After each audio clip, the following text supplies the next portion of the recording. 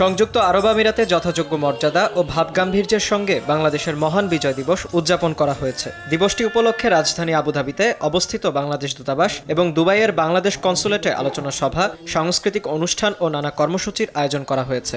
বাংলাদেশ দূতাবাসে জাতীয় পতাকা উত্তোলন করেন রাষ্ট্রদূত তারেক আহমেদ। একই সঙ্গে দুবাই কনসুলেটে পতাকা উত্তোলন করেন কনসাল জেনারেল মোহাম্মদ রাশেদুজ্জামান। এ সময় সমবেত কণ্ঠে জাতীয় সঙ্গীত পরিবেশন করেন উপস্থিত দূতাবাস ও কনসুলেটের কর্মকর্তা কর্মচারী এবং প্রবাসী বাংলাদেশিরা।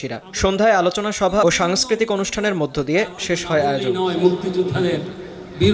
মালয়েশিয়ার কুয়ালালামপুরে মহান বিজয় দিবস উদযাপন করেছে মালয়েশিয়া বিএনপি। পবিত্র কোরআন তিলাওয়াত দিয়ে শুরু হয় অনুষ্ঠান। এরপর জাতীয় ও দলীয় সঙ্গীত পরিবেশন করা হয় অনুষ্ঠানে। দলের সিনিয়র নেতা দাতো সিরি শহীদুল্লাহ শহীদের সভাপতিত্বে এবং মাহফুজ সরকারের সঞ্চালনায় এতে প্রধান অতিথি ছিলেন বিএনপি চেয়ারপারসনের উপদেষ্টা মুক্তিযোদ্ধা হাবিবুর রহমান হাবিব। বিশেষ অতিথি ছিলেন কুয়ালালামপুর মহানগর বিএনপির সভাপতি শরীফুল ইসলাম শরীফ, ইমাম হোসেন, মোহাম্মদ জহিরুল ইসলাম, সোহান, ইকবাল হোসেন, ইলিয়াস লাভলি ও শেফালি সহ অনেকে।